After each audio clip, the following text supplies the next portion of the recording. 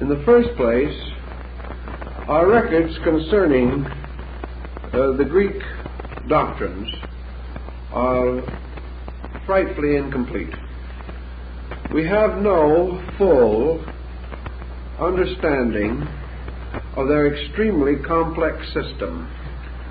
A parallel to this, or parallels to this, will be found in the early Aryan Indic and also in the Egyptian. We know, for instance, that most of the deities of the Vedas have not been clearly defined. It is true that we have a central stem of theological structure, like a tree, upon which the principal gods and their Shaktis and their aspects have been noted. But they are surrounded by an infinite group of deities and demigods and godlings that even the native philosopher knows very little about. They have come down from most remote times, and their meanings, unless clearly indicated by their name structures, are most difficult to determine. Even worse is our situation with the Egyptian. Lacking in adequate literature and depending almost entirely upon the Greco-Roman period, in which the ancient religion had already fallen into decline, the majority of Egyptian deities are not understandable.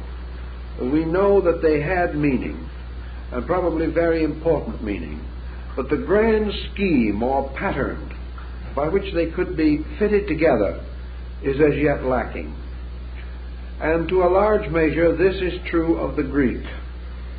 We have explained to you before that in our Greek system we also have a series of interrelated secondary systems. Greek mythology is not from one source, nor does it express the unfolding conviction of one culture group. It is a commixture, and we know definitely that the Greeks borrowed from the Egyptians at an early date. We know also that they had some knowledge of the East Indian divinities and were affected by the Chaldean and Persian theologies. Thus, it is questionable if all of this structure was understandable even to the average Greek who was informed in such matters. The mysteries, as celebrated, the great state institutions of religion, may have helped, but could not and did not apparently completely unfold the system. Perhaps it was done on purpose. Perhaps a large part of this labor was left to the inquiry of the truth seeker, who was thereby stirred and stimulated, as in strange hieroglyphical symbols, to seek a meaning, or to draw from his own consciousness the solution to the riddle. In any event, we are at a disadvantage. And this disadvantage has been made worse by the general neglect of the field and by this powerful antagonism against it in the early rise of the church. Every effort was made to destroy the old monuments and records, and such as survived have been long and traditionally associated with false interpretations, which are difficult to overcome after so long a period. In the closing lecture of this series, we will go into the Neoplatonic restoration of the mysteries, as far as the first 4 centuries of the Christian era were able to cope with the subject. We gain help from Plato and from other writers, but they did not unfold the problem systematically. What we learn is good, helpful, and may be a key to further research, but they did not give us all the answers, nor did they fit the pattern together into a complete and orderly sequence. Thus we have traces of system. We have bridges between the Greek, the Chaldean, and the Indic, the Egyptian, and the Persian, but these bridges are not always clear, and there are many breaks in one case in one of the religions, and in another case in another of the religions, so that we are not able to fit these together to form the grand and simple pattern that we would like to be able to unfold in a good classroom manner. The information is simply lacking, and to attempt to overlook this lacking would merely to invent, which I do not think we are justified in doing. We are going to try merely to explain as far as we can that which is known. We have every reason to recognize that the Greeks, in their philosophical era, were beginning to use what came later in medieval thinking to be called the macrocosm-microcosm theory. In other words, they had begun to sense that the universe was the great being and man was the little universe. They had begun to create parallels between the unfolding life of the universe and the unfolding nature of man. They had further come to the conclusion that the structure of man was a miniature of the greater world, and that the universal principles existing in space had a peculiar and natural existence in man. Therefore, that man could be a clue to the universal mystery, even as the universal mystery in its total comprehension must be the total answer to the mystery of man. Thus, the macrocosm-microcosm concept led definitely to the motion of mythology toward psychology, toward the recognition that the deities existed as principles, energies, powers, and forces operating within the consciousness of man himself. They have given us considerable material in this direction, but again, the patterns are not unbroken. And in an effort to put together what we can of these patterns, we must attempt in a way to restore the old concept of the universe. The universe as it was recognized not only by ancient man in the European and Near Eastern theaters, but for that purpose, the total life of the ancient races.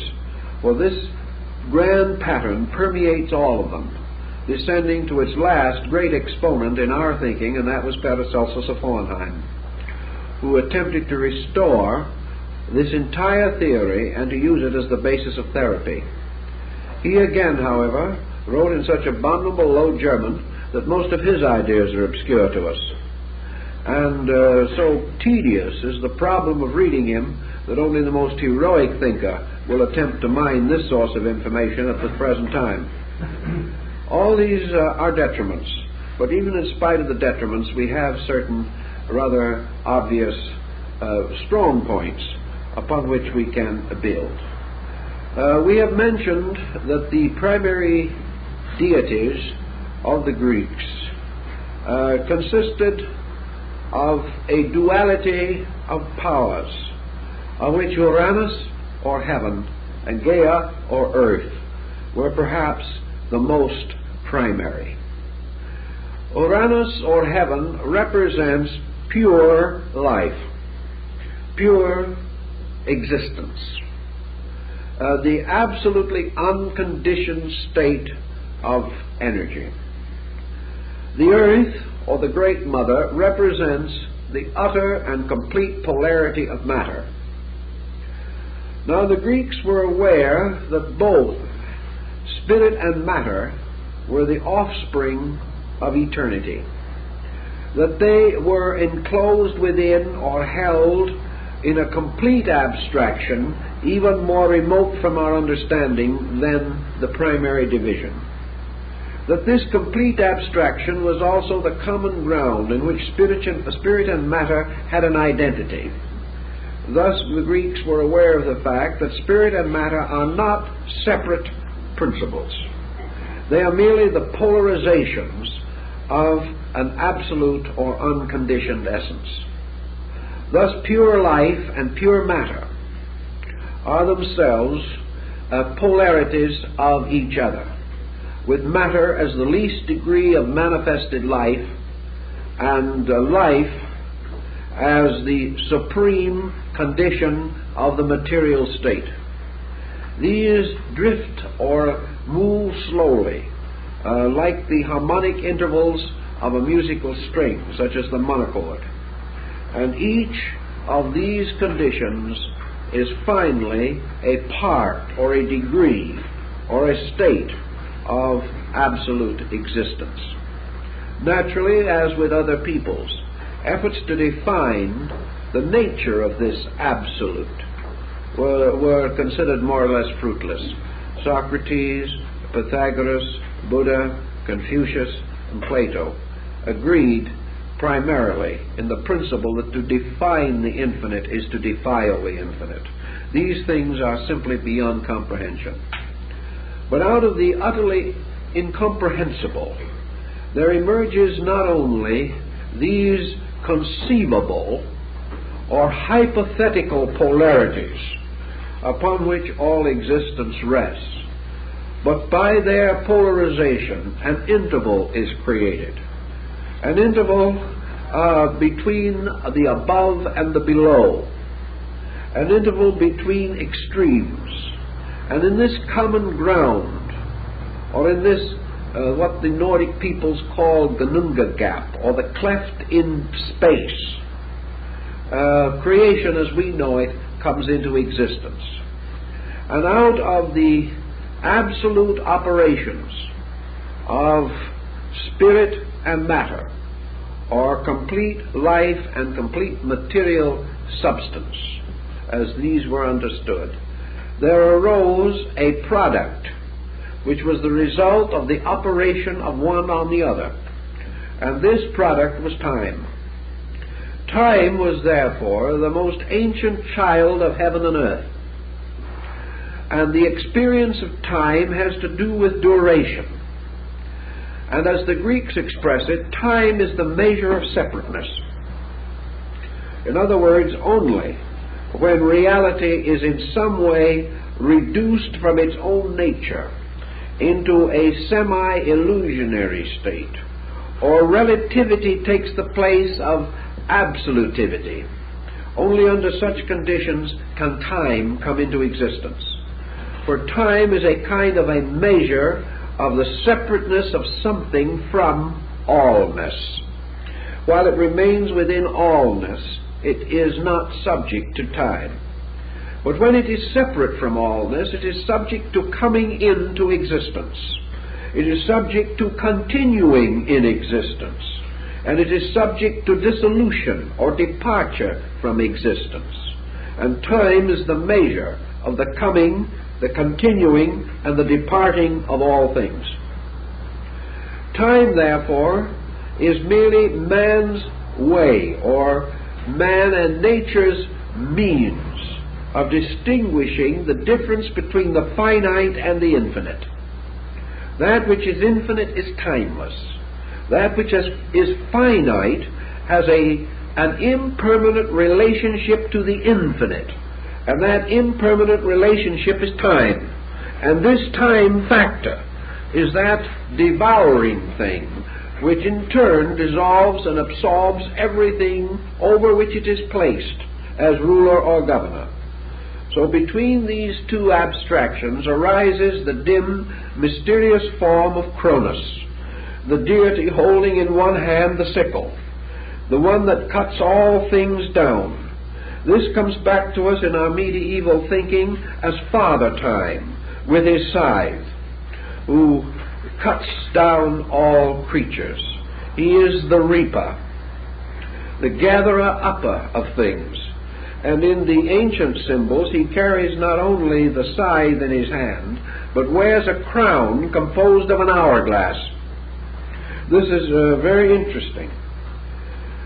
And in one group of symbols, he is represented as combing out the tresses of a beautiful maiden, as though gradually combing out, or separating, or removing the snarls, or the knots, or the cords, or the twists, or the turnings and confusions of everything.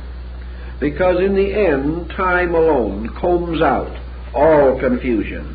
and becomes the absolute critic, the final censor, the absolute judge of everything that exists. For that which is the noblest, as the Greeks pointed out, has the greatest endurance in time. The truly great person is longest remembered. The great truth is longest honored. And that which is less is more quickly forgotten or lost in the reaping of time. Thus many powerful and splendid things vanish in time because of their deficiency in reality, whereas those things most like reality or possessing the greatest participation in reality have the greatest endurance in time. Time, though it must reap everything, protects some things longer than others, and operates more slowly on those things over which it has less authority, because they have more of timelessness or reality in themselves.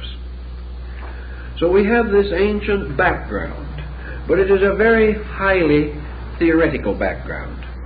It is almost as though Uranus and Gaia and Cronus represent a living stage.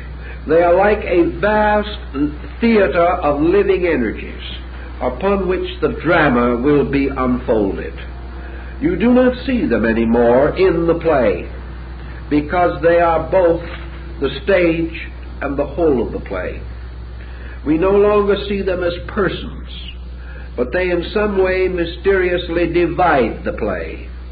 For because of them, the play has its beginning, its middle, and its end.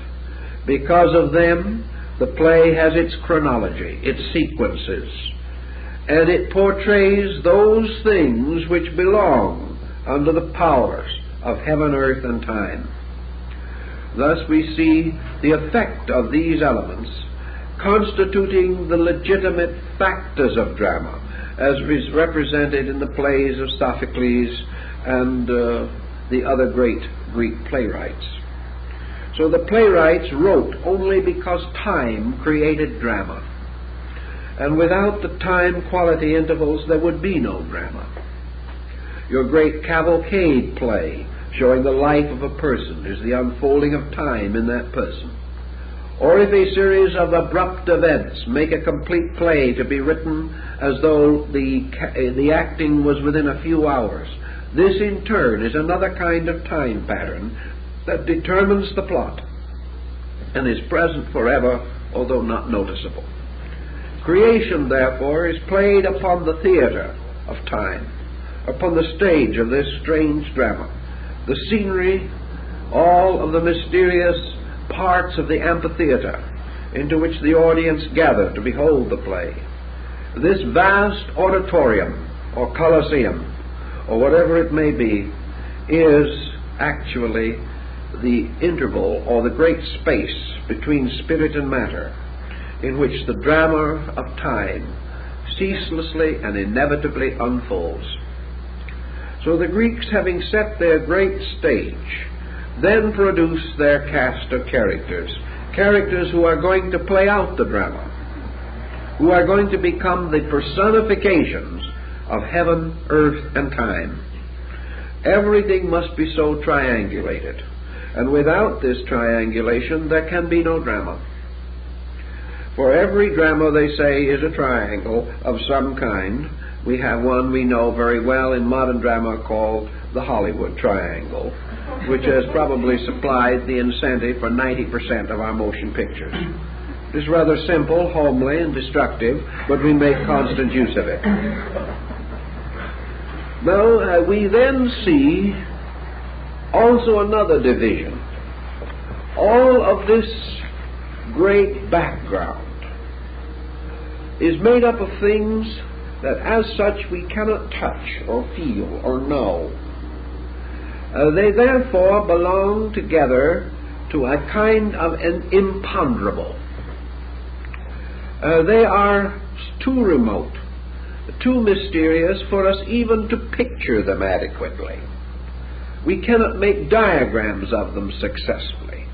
They more or less lurk together on the blank paper upon which other pictures will be drawn. They become dimensions, laws and rules, never seen of themselves, but never absent from any compound that exists.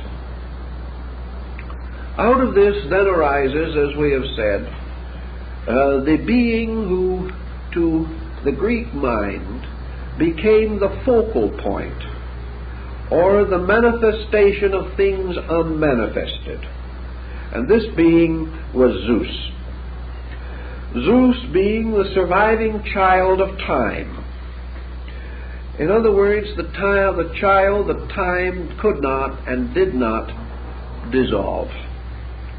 And this brings us to the nature of Zeus per se. Now, in this struggle between absolute life, absolute extent of matter, and the rule or the law moving among them, time, there was produced something which was the product now not of heaven and earth alone, but of heaven, earth, and time together operating. Now, if we have spirit, and we have matter, and we have time, and now we call this cause, effect, and we place between cause and effect another term meaning time, and this is opportunity. So we have cause, effect, and the opportunity or condition of experiencing them. We have spirit and matter, and we have experience. We have the mysterious power of time that becomes, so to say, the womb of the emergence of something. And this thing that emerges is, according to the Greek concept, an overbeing, a tremendous but not completely intangible creature. This creature, therefore, to them signified what to the Hindus we call the principle of para-Atman. This being was a first, a beginning of things. It had certain attributes, and these attributes we like to think of sometimes in our concept of consciousness. Buddha said that there is no such a thing as consciousness except that which results from the reaction of cause and effect. Cause and effect produces consciousness. Therefore, eternal cause and eternal effect, spirit and matter, through duration or the unfolding of things in an orderly sequence, produce together what we call consciousness. Now, this is root consciousness. This is not the kind of consciousness that says, I know, nor is it the kind of consciousness that says, I think, or I believe, or I observe. Because assuming that this consciousness arose in the mystery of space and matter, we know that space is invisible, pure matter is invisible, time is invisible. So none of this condition arose from the contemplation of externals. It arose from the interior experience of certain flashing awareness, or the discovery and the development of what the Greeks call the ox-eyed God, the mysterious God whose seeing is of an internal nature, like the ancient concept of Amitabha in Tibet, the contemplating Dhyana Buddha, that internalizes to know and externalizes to lose knowledge. This is a peculiar concept, but it is common to most people. So Zeus blazes forth as being the intuitive factor of the realization of the action of life and matter through time. Thus Zeus becomes, in a sense, the wisest of all gods, because he possesses the law of wisdom and endures in time. On the other hand, Zeus is strangely detached from all things that may be regarded as knowledge by man. Zeus represents, therefore, the flash of total awareness, apart from the process of knowing. In the Tibetan and the Hindu, we discover that thought is created before mind. Now this would be a bit of a stopper, as they used to say in England, but it is nevertheless true. And Zeus is the eternal thinker, thinking the non-eternal thought which is existence. Zeus, therefore, is the thinker who produces within itself a strange and mysterious power. Perhaps we would be better almost to say that Zeus is thought, as yet unembodied in a thinker. The thought by means of which, in its infinite ramification, a mind becomes necessary, but which in its own nature we do not recognize as necessary. Thus we have in Zeus a very strange basic value. And in the study or analogy between the Greek system of the universe and their microcosmic system, or the relationship to man, Zeus represented the total auric or magnetic field of man. He was this sphere of energy from which the body of man is derived, and which is the true abode of man, who dwells not in the body but in the field of energy behind the body. Zeus, therefore, is an interesting deity, and we begin to understand now some of the things that he does. Most of the Greek gods are biphenomenal. That is, they have two aspects or two appearances by which we know them. Zeus is not. Zeus, however, has another attribute. He is polyphenomenal. Instead of taking on, for instance, another god of the Greeks that we can mention would be Hermes or Mercury. We know Hermes among the Greek arts mostly as a young man with winged heels and a winged hat, carrying a caduceus or staff, and springing off into space, apparently, in the best architecture of such sculptors as Cellini. But this is not actually the only form. The old Greeks made the statue as that of a venerable old bearded man, robed in a heavy toga and leaning upon a staff, sometimes bound with a serpent and sometimes not. Thus there was what was called the old or aged Hermes and the young one. And the same is true of Dionysus, who is represented as an old bearded man or as a very effeminate youth with a garland of vine leaves in his hair. There were two distinct forms of each of these deities. In Zeus there is not. But Zeus has this other peculiarity of forever taking on other shapes. He takes on the form of the swan in the story of Leda. He takes on the form of the bull and abducts Europa. He is constantly taking on forms, but none of these forms are his own. And when whatever the escapade is that he is at present engaged upon, he returns to his own shape. Now, most of your deities in ancient times had this power to change their forms at will. The moment you represent or recognize Zeus as thought, or as a being, a principle, we then become aware that this principle is moving constantly through an infinite pageantry of forms and appearances. Therefore, that it should appear in countless forms is not unreasonable. especially if, as in the Greek mythology, all of the forms of Zeus are veiled references to the zodiacal forms, as in the Europa, which is the bull Taurus.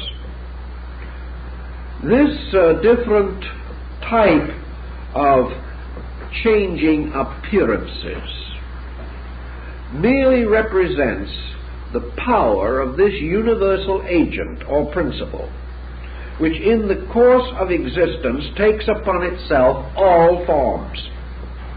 In some of the Oriental legends, we are told that the Supreme Being always took upon itself male and female aspects in the generation of any kind of creation.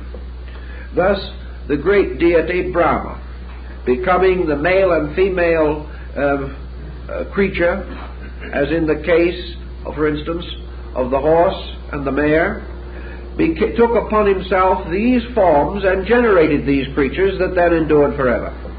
But this one life has to take upon itself the positive and negative aspect of every type of creature that it is going to generate. Otherwise it cannot generate them. And this is one of the principles that lies behind the Greek mythology, which makes it much more interesting when you begin to study the principles involved. The Greeks also recognize that in their order of gods they had something that must correspond to the various segments of human consciousness. And the Greeks had an order of worlds. These worlds were in every case related to their mystery dramas and to their ancient concepts of astronomy and to the elements which they recognized and in which they followed very closely most other peoples who represented or recognized four elements and a fifth essence or principle, called in alchemy the quintessence, or the fifth power, from the very word quintessence, which means fifth essence. In the Greek system, then, we start with a descent of gods. And these gods descending become embodied in terms which are not so different from those of some of the Asiatic philosophies, and we'll try to work out something with them. The first of all is the celestial world. Now, by the celestial world is meant primarily the world of the celestial bodies, known as the Empyrean, or the highest abode, the abode of the luminous beings or star gods that lie at the root of things. This world was ruled over by Apollo, who was more or less the custodian and who rode his chariot through this diffusion as the Lord of the Sun.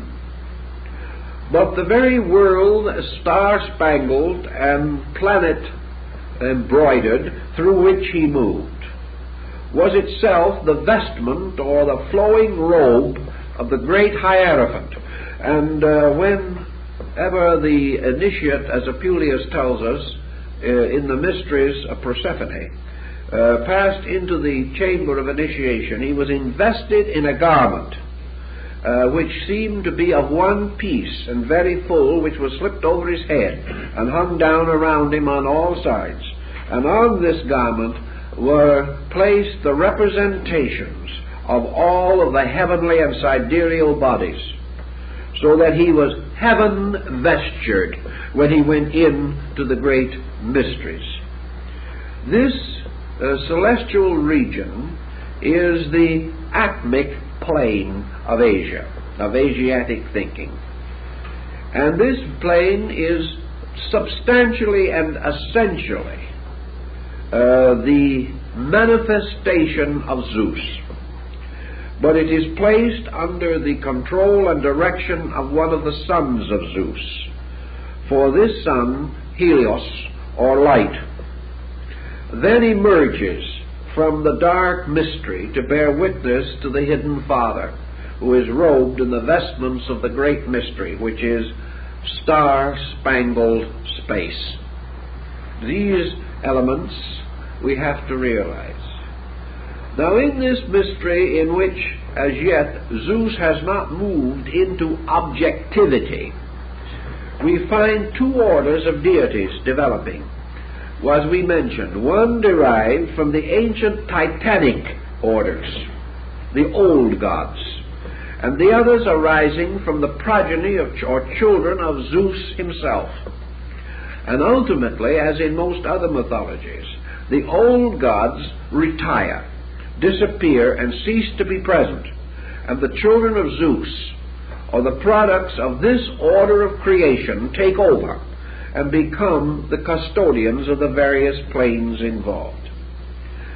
The next world below the so-called celestial is called the spiritual.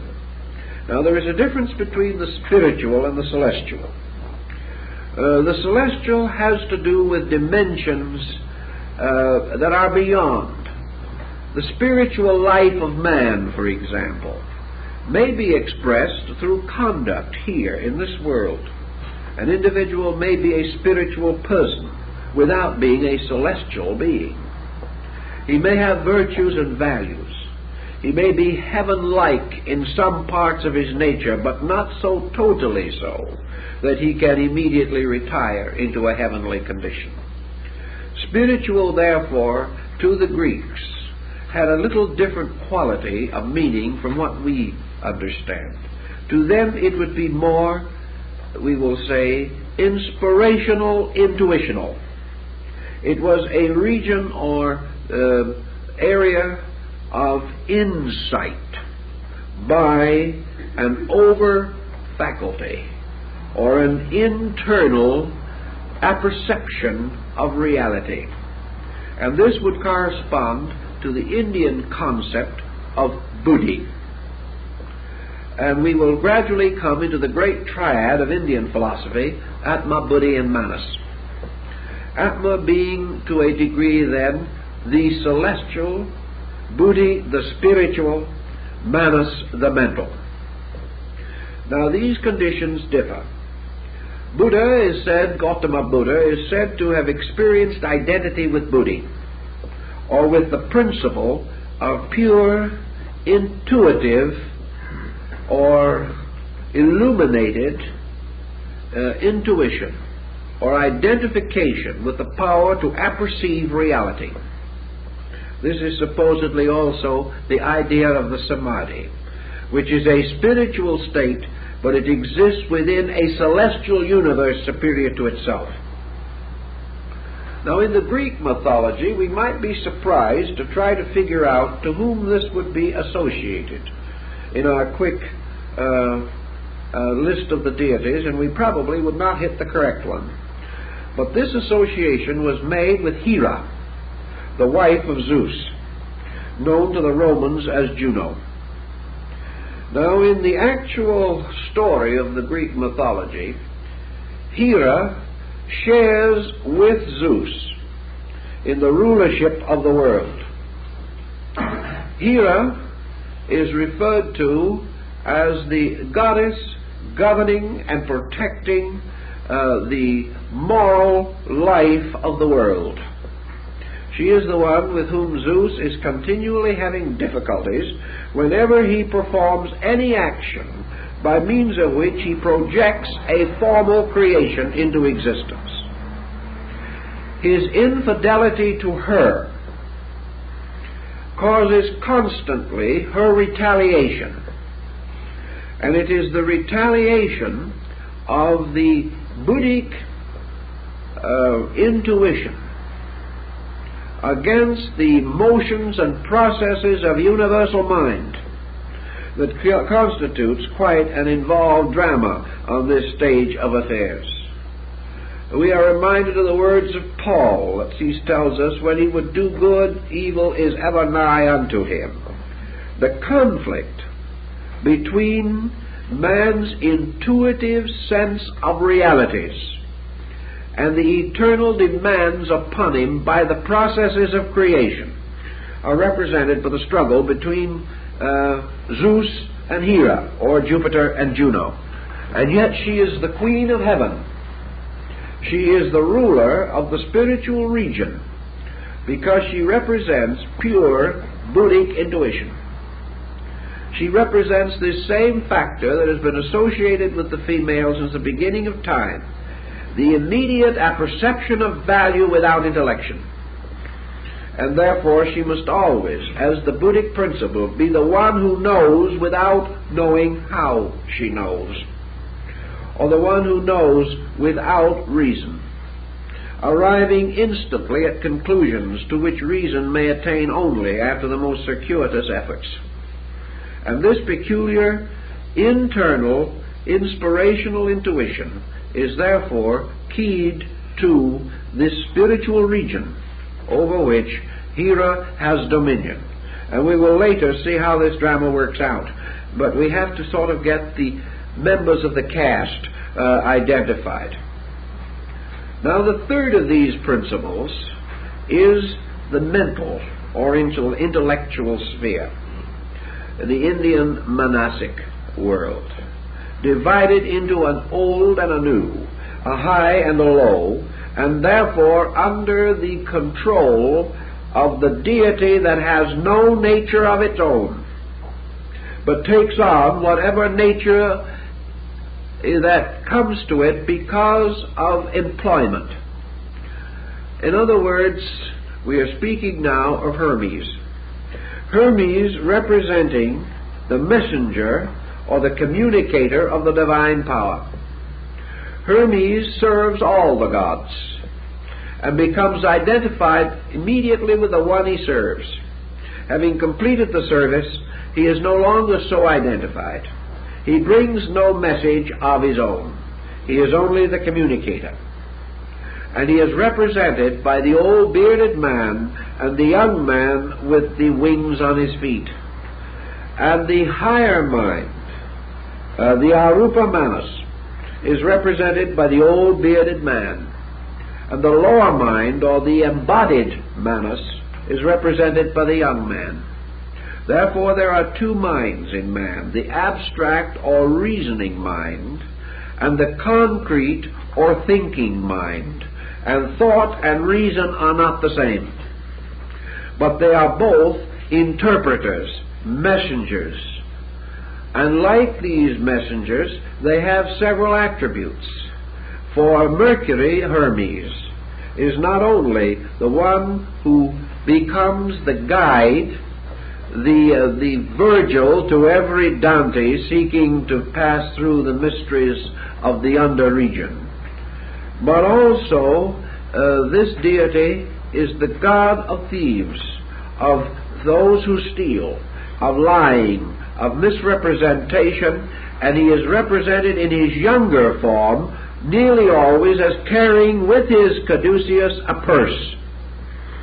He is the god of accumulation, and one of the main negative functions of the lower mind is accumulation.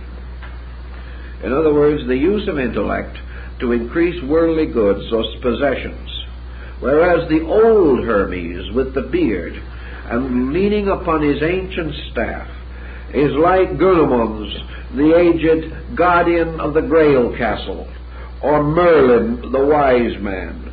This is the mind that has gone beyond, and therefore has chosen the philosophic contemplation of reality. So the twofold phases of mind. Now the next, or the fourth world, corresponds very definitely with the Indian concept of kama, or desire. This is the world in which emotion, as yet not subordinated by reason, or emotion of its own nature and kind, thereby existing in its own world according to its own laws, and in these worlds and in these laws correct, but becoming involved in the larger composite pattern of all the worlds operating together, presents a rather complicated situation. And this world is therefore the world of desire, the world of illusion, the world of the bundle of attributes, the world of the stacks, as Buddha calls them, of faculty, actions, and reactions, and their effects upon man. In other words, this is the world of emotion, of possession in the sense of emotional possession, of hate, of fear, of worry, of doubt, and of all things which are by their natures intense. And in this region we find enthroned ancient Hades, keeper of the Plutonian realm.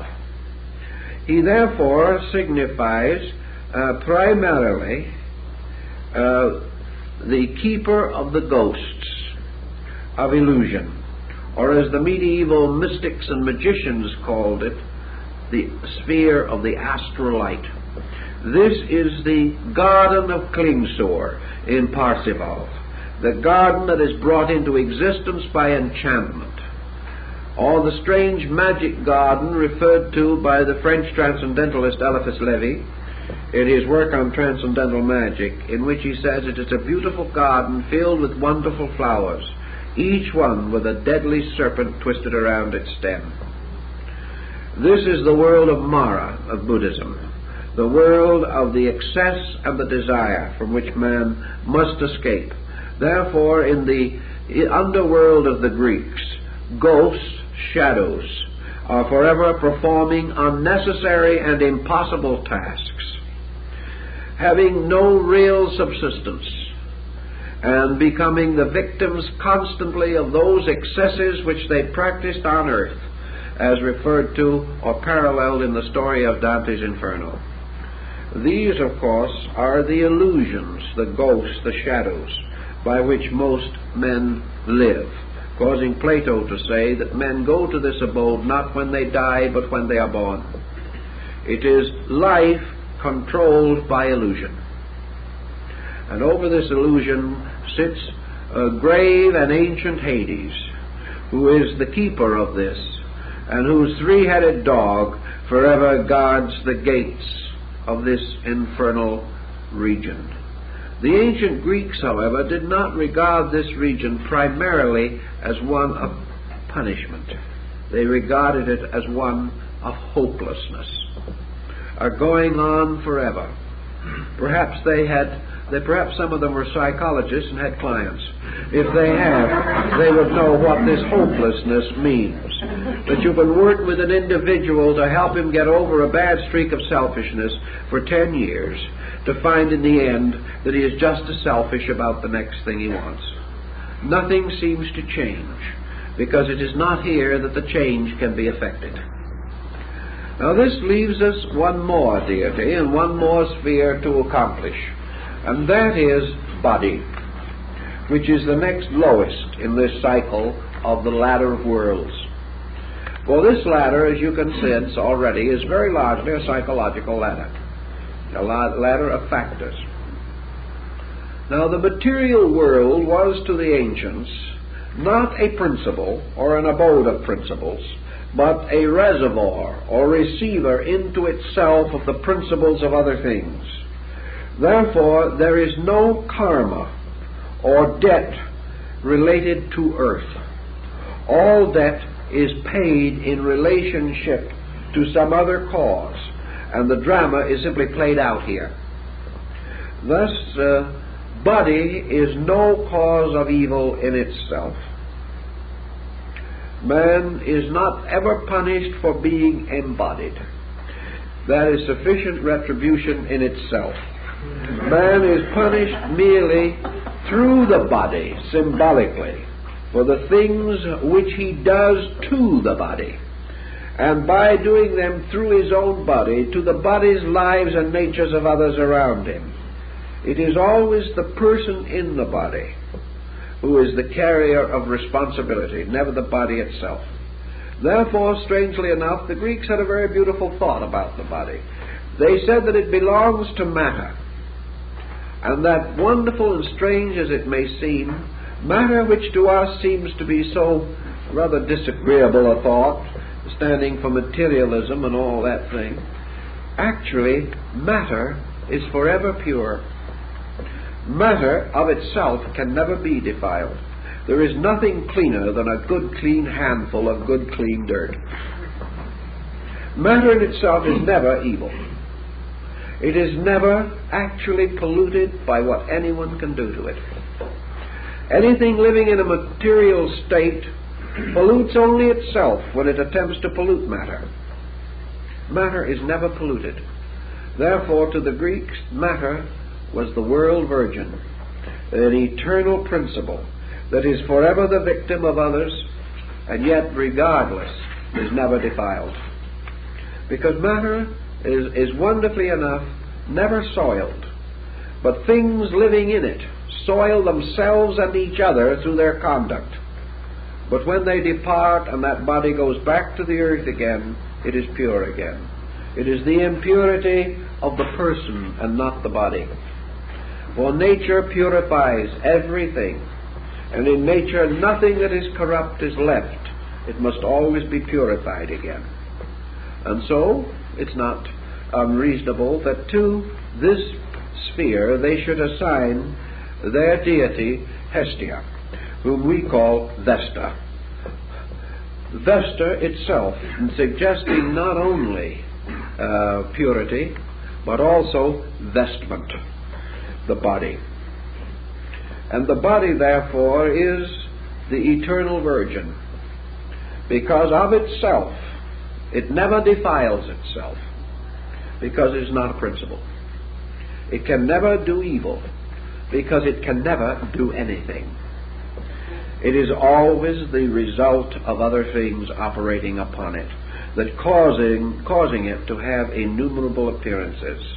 Therefore, modestly draped in the ancient costume of the time, with the fold of her robe over her head, Vesta remains forever the verdant earth, beautiful, pure, beyond defilement, and those who would defile it defile themselves.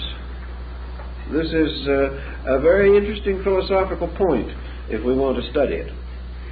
So here we have what we might term not only persons of a drama, but we have, like Faust, a play in 5 acts.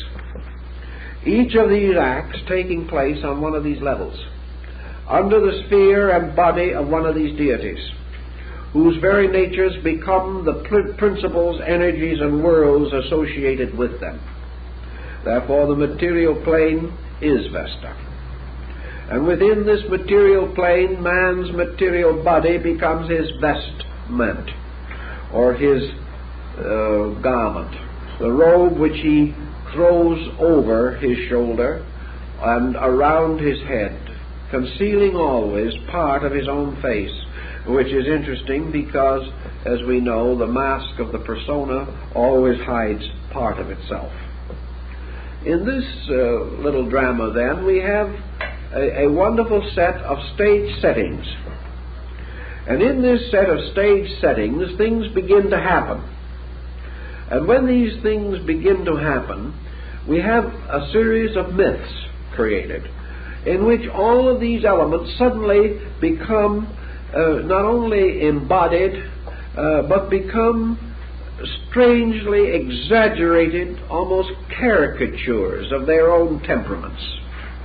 So out of these principles come persons with limitations of one kind or another, with restrictions upon themselves, with certain powers and certain weaknesses, with vision and insight in some matters and none in others. And we think of these as being merely drawn upon the mind of man by some ingenious artist of long ago. This is not essentially true. We are dealing with symbols which were used to conceal ideas of the deepest and most enduring importance.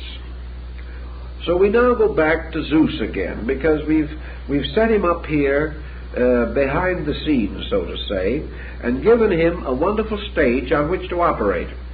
But we don't see very much operation as yet. We only see the worlds through which he is going to move and work, the certain deities with whom he is going to be related. And we must then come back and study Zeus himself. Now, Zeus is hard to study, because there is probably no deity in the Greek mythology who has more names, more various titles, and a wider diffusion of actions on an innumerable group of planes than this so-called father of the gods and men. He is presented usually as a grave and massive person, bearing in his hands the thunderbolts, which are the peculiar symbols of his authority. He is therefore the thunderer. Anciently he was the sky, and the thoughts that moved through his mind were the clouds. Whenever he rattled his thunderbolts, the earth shook. And his grave appearance reminds us also that in spite of his vast years and incalculable age, he is declared definitely never to have grayed, but to have had the blackest of hair and beard. This black hair and beard, of course, to the ancients was associated with the dark clouds of storm. And he hid himself also, of course, upon the great mountain of Olympus, where he remained in his own nature. But he did not stay there always. He came down the mountain into the various activities and associations with which his career has been identified. Now we know that the mountain of Zeus is simply another name. Olympus is another name for the world's sacred mountains, wherever we may cross them or find them referred to. This mountain, of course, is the Kailasa of India, or the Simuru. This mountain, it rises above the earth. And of course, this mountain is in itself a symbol of a region beyond creation. Of course, all-powerful, because even as we proceed in the study of Zen or any of the Ottoman Sufi mysticisms, this peculiar suspension of knowing in the total state of itself is invincible. It is the parent of all powers. It is the only thing which in a strange way may produce many things, but never be in itself shaken or moved. Thus Zeus has a strange relationship to the absolute autocracy of the thing as it is. No matter what you want to do about anything, whatever it is, it is. Whatever you want to do about universal law, about the gods, about men, about creation, about science, art, or literature, you must finally come to the point where you shrug your shoulders and say, that which is, is. There's nothing more we can do about it. So this isness of it is the strange power which makes Zeus the supreme autocrat. Zeus, through a series of generations of many kinds, feels this strange group of worlds which we have described under the rulership of these 5 levels of divine attributes. Some of these worlds, incidentally, belong to the titanic preceding cycles of existence. Others emerge as children of Zeus himself.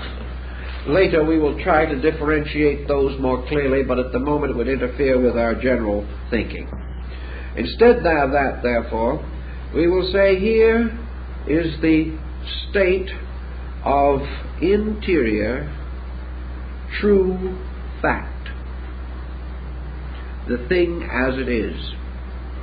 Nature according to being, instead of according to seeming or appearing to be. And the clouds moving over the face of the great Olympian height divide the universe into being and appearing.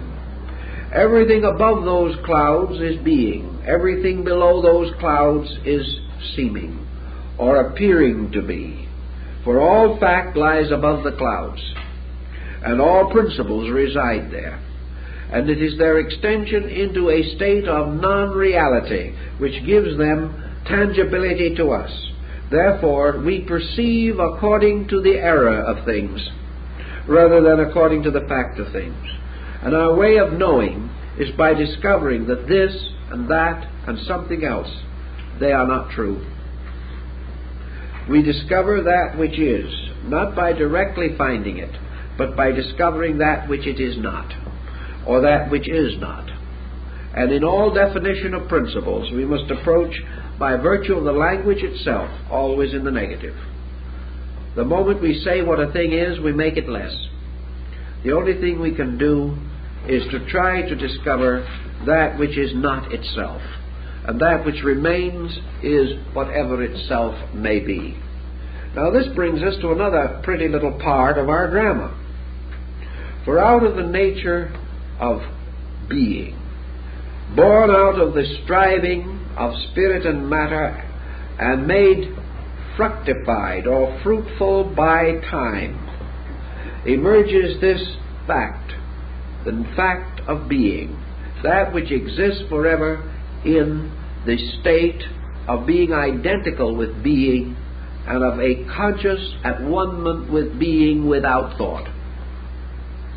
Now this remains static, however, and that is one of the difficulties that has been pointed out in connection with Eastern philosophy, that if you get into this state you do nothing, and that is considered to be bad. Of course, this is a question, because when you get out of this state you do all kinds of things, but they're not important, so you can decide for yourself. Now, of all the progeny of Zeus, of all the creatures fashioned out of the state of being, all except one is the result of a polarization. It is a result of the state of being entering into conspiracy with one of these planes that we have expressed. Zeus as being, taking upon itself or himself one of his attributes or forms, goes forth into some realm or sphere, perhaps goes, as he does on one occasion, into the land of Cadmus, and there he woos Semele, the daughter of Cadmus, and from this union is born Dionysius Zagreus, the Savior. But Zeus came forth into this world, or into that sphere. He went to Cadmus in one of the mildest of his forms, it is said. He went only as a spirit. He came unembodied, as in the ancient legend Cupid first came to Psyche, Eros appearing first as only a voice but never seen. And it was only when Hera, whose peculiar attributes of intuition had been violated by this union, takes upon herself the form of the old woman and forces upon Semele doubt as to the nature of the mysterious spirit that overshadows her, that Semele then exacts from Zeus the fulfillment of a promise that he will do anything that she asks. He then takes the oath, the great oath of Zeus, taken by the river Styx. The great oath, therefore, that is taken in the land that divides the mind from desire, and promises that he will grant her wish. Semele, then very much like Psyche in the parallel myth, then demands that Zeus shall appear to her in his true form, in his full and true splendors, and thereby remove any doubt as to his real identity. Here you find the very same principle that Bainey tells us about in the idea of the mercy and the wrath of God. That as long as man has faith, he knows only mercy. But when he doubts, mercy changes into wrath. As faith, he sees only the beauty of God. As fear or as negative emotion, he opens himself to the law of God, which appears as the great wrath or the lawfulness in which the principle of mercy is completely invisible, though it is ever present. Zeus tries every way possible to convince Semele that she should not exact this demand. But she insists, and it is said then that the great god took upon himself the slightest of the panoply of his powers, as little of his grandeur as possible, and appeared to her as a magnificent power or blazing being. And of course the very light of his presence utterly consumed her. It was then, of course, that he also rescued his son, who was born at that moment, from the burned and charred ashes of the child's mother, and carried the child back with him to Olympus, to where it was to become later the Savior God of the Greeks. But it was therefore, again, Zeus moving out of his own nature, first as subtly as possible, and then in the presence of doubt or of fear, or perhaps the idea of prove it, which we so often use. Prove exteriorly that which is an internal mystery. And the words spoken at the time of the crucifixion of Christ, if you be the Son of God, come down from the cross, save yourself. And in this peculiar situation in psychology, we have one of the elements that is quite interesting in the Greek myths, because Zeus is a very intriguing situation to cope with in the sphere of mythology. Remember, this divinity was symbolically delineated by a very highly psychological and philosophical people, much more so perhaps than most of the other races with which we are familiar at that period in culture development. But to come back to Zeus now, he exists in this form, and through his mixing with the beings on all planes, we find that he brings forth various progeny. But this various progeny nearly always has a strange and tempestuous career, because they become instruments of evolutionary procedures in all of these spheres of existence. But Zeus, in order to escape all involvement and to produce a power suitable for his own needs, creates or generates out of his own mind what the ancients in India might have called the mind-born god. In this case, the mind-born god is a goddess, and in this case the goddess is Pallas Athena, born of the god by an immaculate conception within his own being. We have therefore knowing, truth, the nature of being, producing out of itself its handmaiden, whom, like the Brunhilde of the Odinic rites, becomes the alter ego of her own father. This being, Minerva, or Pallas Athena, born full grown, helmed and speared, and carrying upon her arm her father's shield, the shield of the great sky god.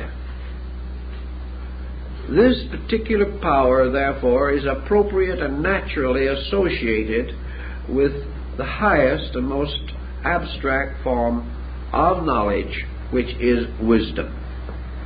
Wisdom is the immaculately conceived offspring of truth. Wisdom is born unpolarized,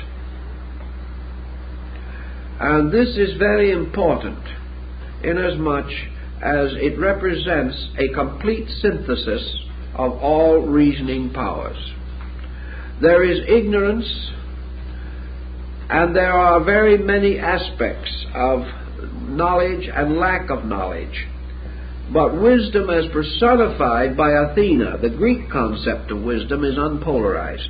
Ignorance to them is not the opposite of wisdom. Ignorance is the opposite of knowledge. There can be no opposite to wisdom, because wisdom represents a divine thing in its own nature. It is not worldly wisdom. It is not wisdom arising from the labor of man. It is wisdom bestowed by God. Therefore, it is the highest form of the wisdom principle. Minerva or Pallas Athena actually, consequently, becomes associated with a great number of attributes. First of all, she is a virgin, being the only deity of importance in the pantheon from whom no progeny descend. She is never involved in any relationship other than to serve her father. And in him she is complete, and in her he finds his own complement.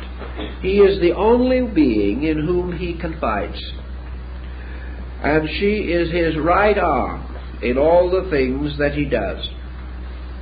It is consequently this thought that Zeus, through wisdom, who becomes his handmaiden or his agent, his primary agent in procedure, brings forth all things according to their orders. She becomes the mind maiden who does whatever his will directs. In her various attributes, Athena then represents two kinds of wisdom. She is, first of all, a goddess of war, and secondly, she is a goddess of peace. As a goddess of war, we have her involved in the same concept as we find in the Bhagavad Gita, where Arjuna and Krishna on the battlefield of Kurukshetra try to analyze the meaning of war. The war over which Athena functions is the mysterious war of existence. And in this war, she always fights in the heavens for the victory of the right. Therefore, her battlefield is the world of the experience of created things. Therefore, she is wisdom ensuring the ultimate victory of right over wrong. After the victory has been achieved, theoretically at least, although we do not have too much evidence of this victory in our daily experience, Athena then becomes the patroness of peace. And as the patroness of peace, she is also the patroness of a certain peculiar art, which is important in philosophy. She is the patroness of weaving. She is the one who weaves the threads and puts together the patterns. For weaving was, to the Greek mind, a very apt simile for such things as the wisdom of Plato or Pythagoras, the weaving together of knowledge to form the great tapestry of living truth. Therefore she supplies the threads of life and time, experience, effort, hope, fear, and from all these things are woven together the mysterious tapestry. And this occurs to us again because Athena was the one who brought to the wife of Ulysses, Penelope, the strategy of weaving the tapestry which she continued to weave, and which she used as an excuse for not accepting the suitors who sought to gain her favors while her husband was away. There's a very clever and interesting involvement there, that Penelope will not stop weaving until the tapestry is done, and every night she unravels what she has woven the day before, so that the tapestry is never finished. This strategy was given to her by Athena as a means of protecting her virtue while the hero Odysseus was passing through the great initiations of Poseidon as set forth in the Odyssey and the Iliad. Now, Athena also was called the tamer of horses, because to the ancients she and she alone represented the power to bridle the winged horse Pegasus. She alone could ride him. She alone could place the bridle of control upon him. And she also was able to break the steeds of Bellerophon, another tremendous problem in Greek mythology. Athena, as the horse tamer, became the symbol of wisdom as the tamer of the will, the horse being the symbol of the will. And of course the enlightened or illumined will becomes the winged horse, what the ancients called the horse of high verse, the horse of the muses, who stamped with his hoof upon the earth of Parnassus and brought forth the streams of Helicon. All these legends have a wonderful meaning if we can fit them together.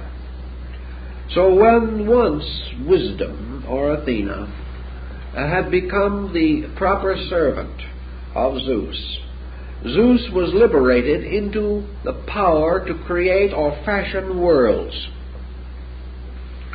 And out of this fashioning of worlds, we have a microcosmic analogy when we come into the study of man's own nature. We have within man what we might say in the Greek term, the Noah, the Greek idea of nous, the principle that regardless of whatever happens to the body, whatever happens to the individual during life or death, the Noah, the archetypal being, the anthropos, remains unchanged, the over-self of Emerson. This knower, according to the Greeks, was Zeus. And this knower, reaching into manifestation in the psychological integration of man, brings forth as its servant, as its instrument, and as its living agent, the higher principle of wisdom. And this higher principle of wisdom is finally associated with and embodied into the concept of buddhi. For the knower becomes identical or identified with illumination, intuition, and these other high attributes of consciousness. Pythagoras and Plato both point out that this buddhic principle, which represents man's spiritual internal power to approach the knower, is equivalent to the consort of Zeus. Therefore Zeus, abiding in his own peculiar realm, makes as his first adjustment with existence his union with the world buddhic principle, or in the case of man, with the energy of spiritual knowing, which is resident and which forms the consort or Shakti of Zeus. This spiritual knowing, however, as in the case of Jupiter and Juno, is static. Therefore, to overcome this and to bring the precipitation of existence into objectivity, Zeus produces this unpaired power, Athena. And this unpaired power becomes the means by which man is able to achieve his own liberation, and by means of which also the divine power is able to create. The divine power, therefore, moving through the attribute of absolute wisdom, which is absolute conformity with absolute law, precipitates by means of Athena the monastic principle, or the principle of mind. Athena is the bridge between consciousness and mind. And by virtue of mind, or the mind polarity in man, man becomes aware of the gods above and aware of his humanity below. Mind, therefore, is in this middle distance between all things. And mind is consequently the hermetic principle. When then we say that Hermes was the author of 80,000 books, all we are doing is saying that the mind is the author of all books. That the mind is therefore the principle of ingenuity. That the great dialogues of Hermes to Tatian represent nothing more or less than the mind forever instructing the personality. But the mind itself is not enough, for behind the mind must stand this power of true wisdom, from which the mind is able to gather its positive inspiration and in turn receive into itself the powers of the divine purpose. In the Gnosis and in other systems, we therefore have a Sophia, who stands in middle distance between the superior powers and the Demiurgus. And it is Sophia who, as the pure principle of wisdom, that achieves the mysterious redemption. Minerva is Sophia. Minerva is also the strange maiden of the troubadours, the wisdom which is sung to as a beautiful, pure virgin person, the true goal of all human regenerated desire, this being only the desire for truth. Minerva is not represented as emotional because of the importance of sublimating the kamic principle, which cannot be present in the true truth seeker. Yet she is not evidently lacking in the greatest of all emotions, and that is devotion. And devotion to truth, Buddha says, is the only permissible emotion. Consequently, we begin to see some of these attributes falling into place. Now, out of this we come to another cycle that is important. We've already mentioned to you that we have produced an ego, or a selfness. We have tied it with a link or bridge, the golden bridge of hope. We have tied it to the monastic principle of mind. And we have set up a kind of creation. Now, in the Greek mythology, creation consists of three processes, of which the first is a generation, because in the Greek they did not believe that something came from nothing, as the way we consider creation. Rather, they considered creation as a generation from divine sources.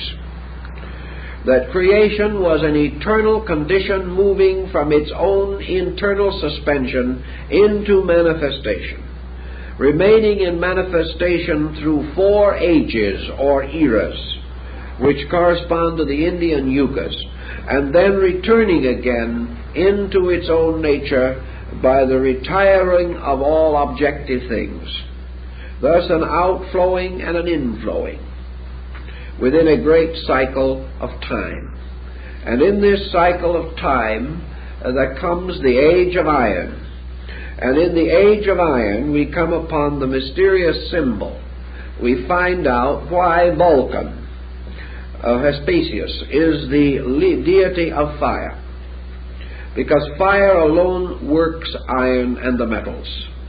He is therefore the Tubal-Cain, the builder, the one who casts the instruments and who pounds swords into plowshares.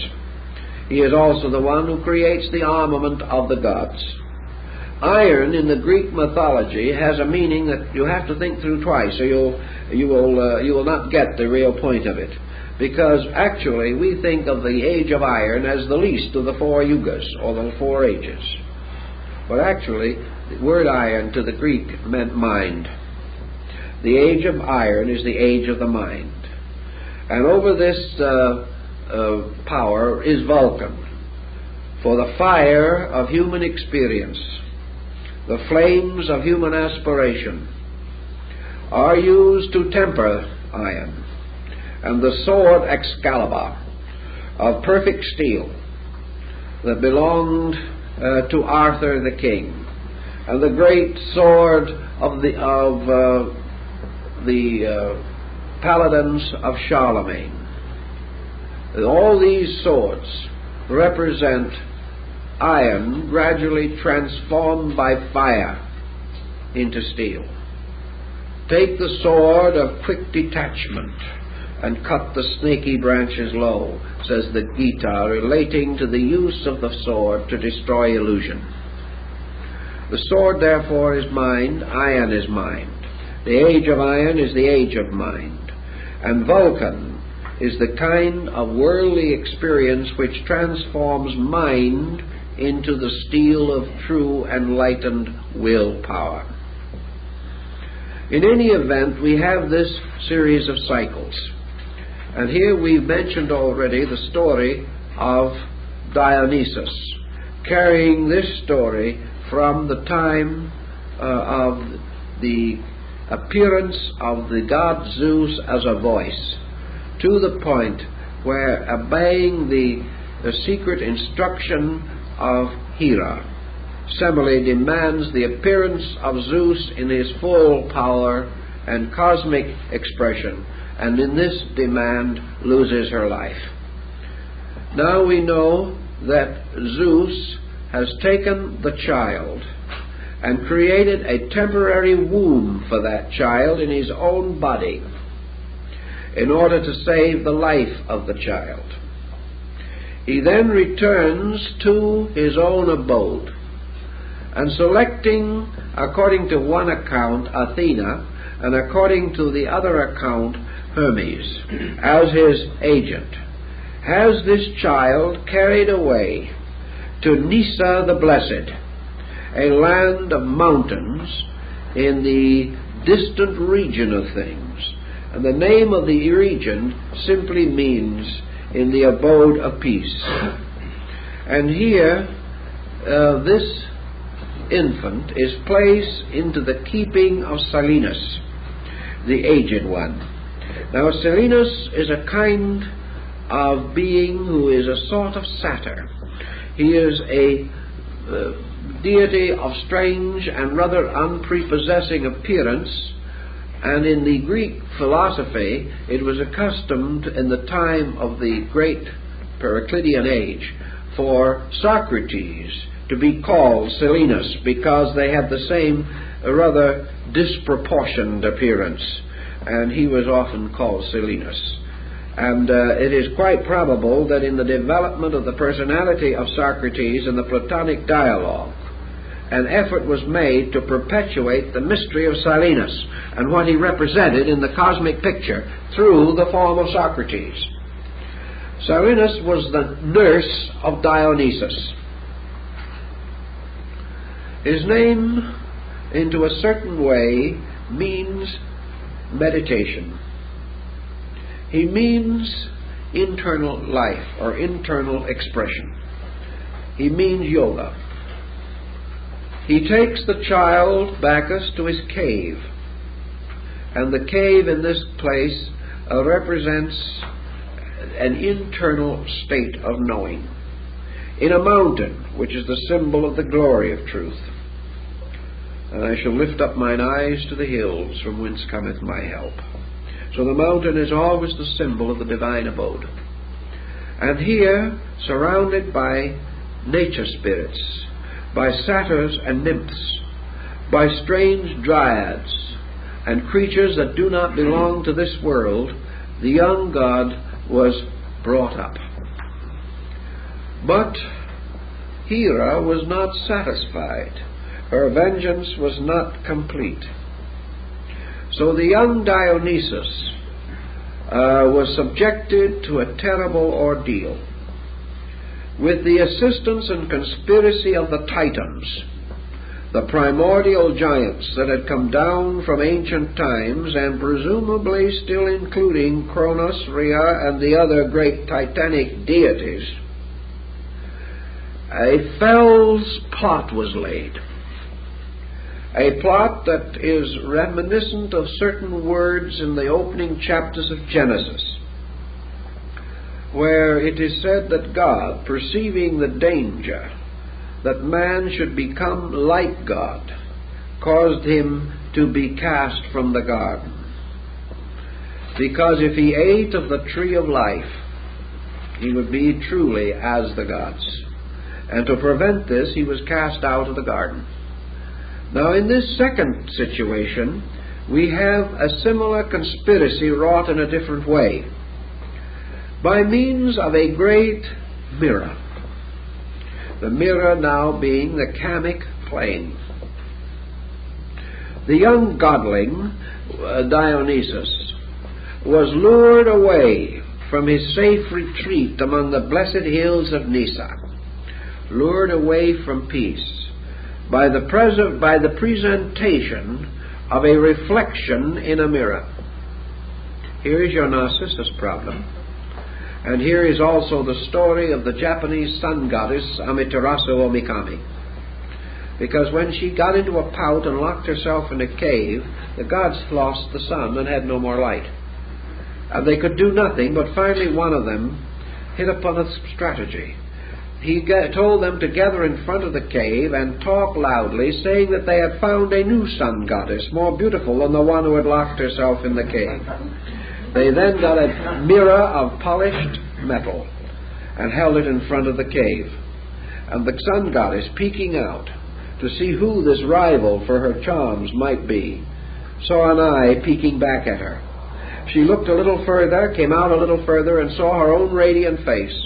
And having seen no such face before, was convinced that it was another person, and dashed out of the cave to scratch the eyes out of her adversary.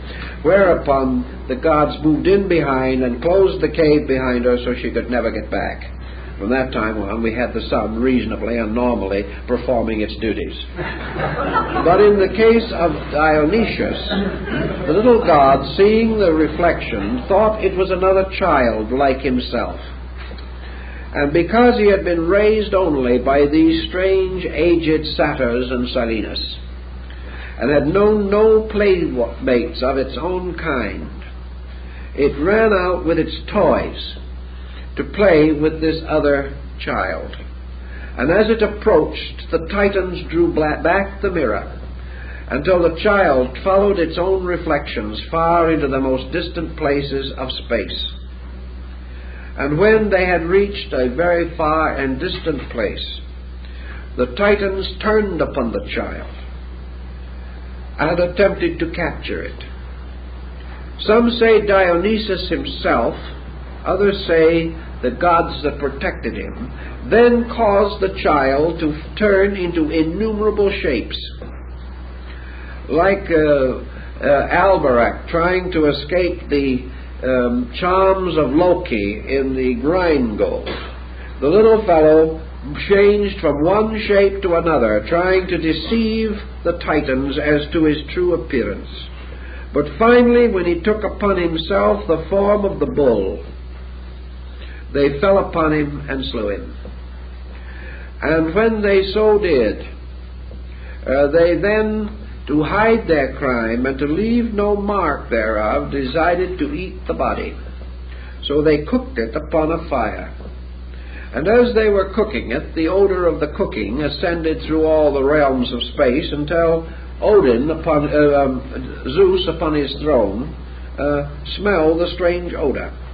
Looking down with his all-seeing eye, he beheld immediately the truth of this matter, that his own son had been destroyed by the Titans. Therefore he launched his thunderbolts against them, by means of which they were all incinerated.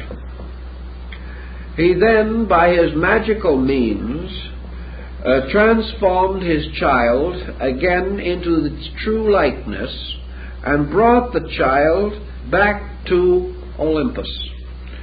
In the so doing, however, he entrusted the head of the child, Bacchus, to Athena as its peculiar and proper guardian. And having restored the child to life, it received then the name of the twice-born, or the one who had passed through death and had been restored again. Then, as the course of time went on, the gods, in the choice of materials for the creation of humanity, chose to make man out of the ashes of the Titans, and in so doing molded into every human body not only these ashes, but the flesh of Bacchus which the Titans had eaten. Therefore, every body that exists, every living person, possesses a temporal and exterior nature, titanic, uncontrollable, mad, derived from the 12 primordial giants, and within that nature also the blood of the eternal God of salvation, Dionysius Zagreus. This legend is also interesting for another reason. Dionysus, in this legend, if you study the full problem very carefully, becomes the symbol of the breaking up of the continuity of human consciousness through the mystery of rebirth. Dionysus, in this instance, represents, therefore, the many aspects of the soul in its journey, and the various forms into which Dionysus changes himself in the effort to escape destruction by the Titans, is, if properly read, the complete story of the evolutionary growth of man through the kingdoms of nature up to his present spiritual estate. This is interesting furthermore because, of course, in this case, the Titans not only represent the primordial powers, but they represent the fact that the primary elements, as represented by the titanic order of life, is also diffused throughout the universe, and that whereas the Titans as principles occupy in this principle the relation of heaven or Uranus, the Titans are also parts of matter and become involved in the mystery of Gaia, or the material element, the negative pole. Thus the 12 orders of material things, the 12 substances of nature, recognized by the Greeks, become the Titans that attempt to destroy or eat up the soul, and succeed in doing so in the mystery of incarnation. Zeus, however, turns his thunderbolts against the process of crystallization, destroys the power of matter, rescues his son, and restores him to life with the cooperation and assistance of Athena. The study of the toys of Dionysius, particularly the bull rattle which he carried, the story of the little god and all the things that happened to him, are like the Narcissus legend, for Plato tells us that by Narcissus is to be understood man gazing into matter and seeing the reflection of himself in a material state, falling into this state and entering into a condition of spiritual obscuration, by means of which he falls under the power of the material powers of things and has the terrible disaster of being eaten up by the Titans. Now, another name for the Titans, of course, in your Greek mythology, there are 12 of them, and as you might suspect, they are the zodiac. Now, when Pythagoras wrote on the subject, he said, men falling into birth or into embodiment fall through the bodies of the 12 holy animals. Now, these 12 holy animals are the zodiac.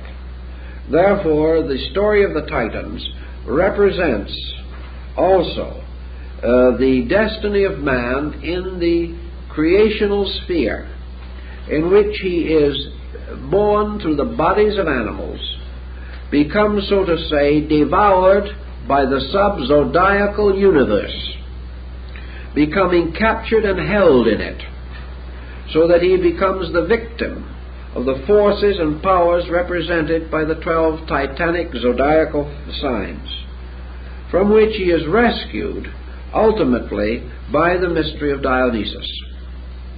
And Dionysus then comes gradually into its full focus as representative of the soul, or the life of man that is born out of the experience mechanism of material or sidereal existence. The head, or the causal proper nature of the soul, is kept by Minerva as the principle of wisdom. Let us see a parallel of that, because each story differs enough so that unless you have all the stories, you cannot fit every part of it together. The last Orpheus, the Thracian bard, after the mysterious account of the loss of Eurydice, who descends unto the underworld, is rescued by Orpheus, but lost by him again because he does not obey the law of Kamaloka, where Hades is Lord. He looks back before he has left the region, and for this is deprived forever of the symbol of this psychic part of his own nature. Orpheus, after this occasion, is possessed by a strange madness, and he wanders about the earth singing melancholy songs and playing the most dismal and heart-rending tunes upon his lute. He goes on and on and on, and the whole world weeps with him, and the misery of it all is more than the world apparently can bear. And as he comes at last into Thessaly, he comes into the forest there, and the birds and the animals and the creatures of the forest all gather around him, as in the story of St. Francis, and they listen and join in the strange, sad, solemn sounds that come from the heartbroken poet and his instrument.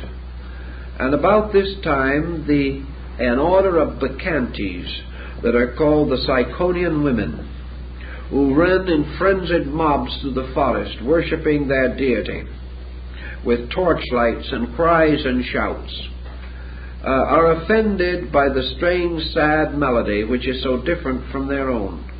But the deity is immortal, for nothing can injure him while the music is being played. So what they do is to raise such a terrible din with their instruments and their voices that they drown out the music.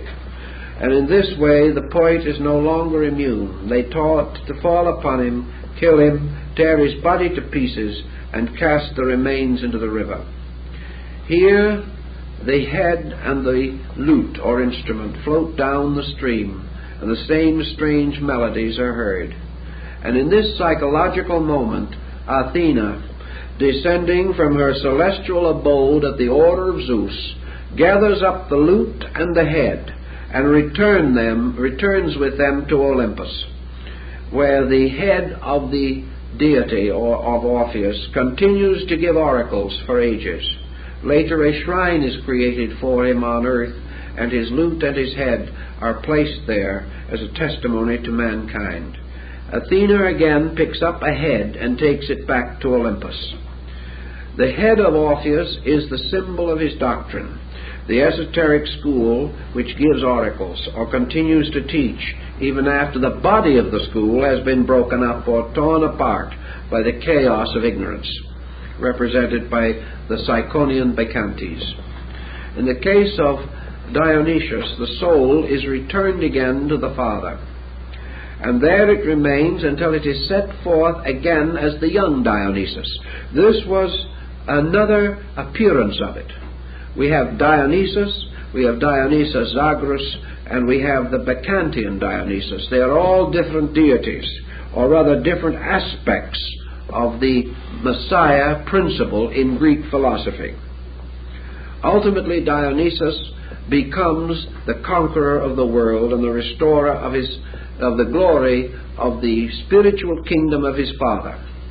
He therefore becomes the inheritor of the world, taking the place of Zeus. And Zeus, even while Dionysus is a child, hands him his thunderbolts, the supreme symbol of his power. And in the Greek, we are told that the little child, who shall indeed lead them, is the symbol of purity, and that the principle, therefore, of Dionysus is the principle of purity, the principle of regeneration, resulting in the guileless one, who is represented as a child, in whose nature there is no evil, and that to this one, and to this one alone, Zeus can bestow his thunderbolts.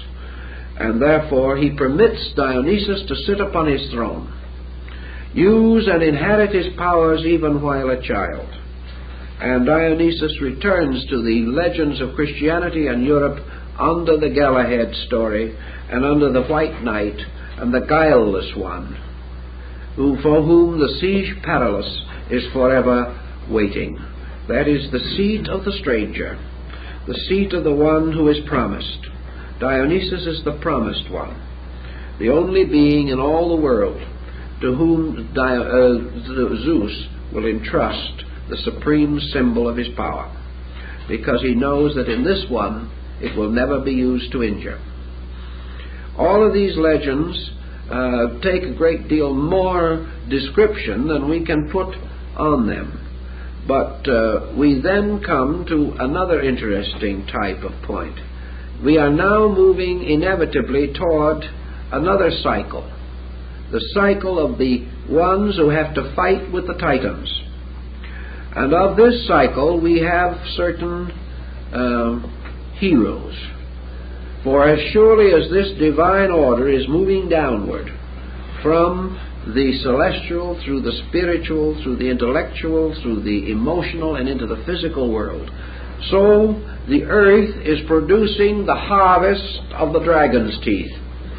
For these teeth were sowed in the earth, and they raised an army.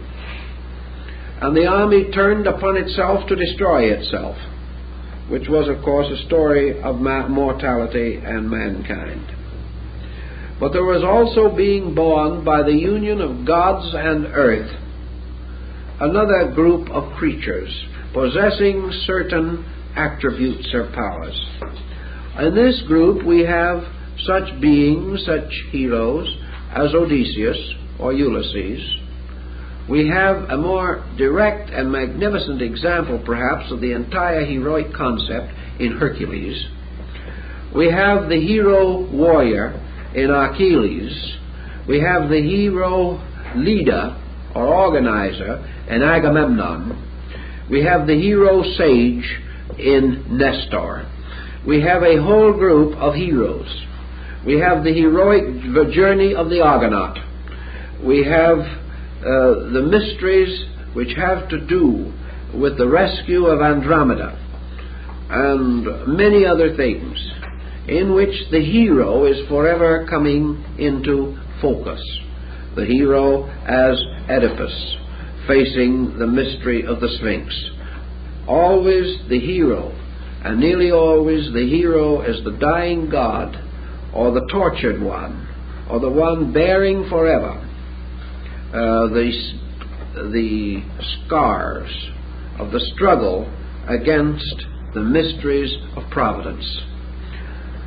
Therefore, we have a new order now coming up from the earth, the orders of the heroic beings. These are the ones who are moving out from below upward. They are the ones in whom the blood of Bacchus, which was locked in the compound of the creation of man, is beginning to gain ascendancy over the ashes of the Titans. And because of this blood of Bacchus being inevitably and properly within them, they have the power to reach and climb up the mountains that lead to the Olympian heights. Thus out of the earth come Prometheus and Apelles, come the great heroes who are going to be the saviors. Also the strange races that are generated there, like the centaurs under the leadership of wise old Chiron. All of these become parts of this story, which now turns abruptly and begins to move from below upward, in which man, having certain binding ties, being bound eternally to heaven by a power even greater than the gods, asserts his sonship. And also, as in the Sigurd saga, how Zeus, entering into a conspiracy with his fellow gods, seeks first to impede this progress and later to advance it, to impede its premature statement, to prevent man from attaining heaven without labor, but moving around to produce a situation that forces man upward, and by this forcing ultimately brings or restores the dead Dionysus to life. It is quite an interesting and complicated subject, so we'll have to work on that one a little bit next week.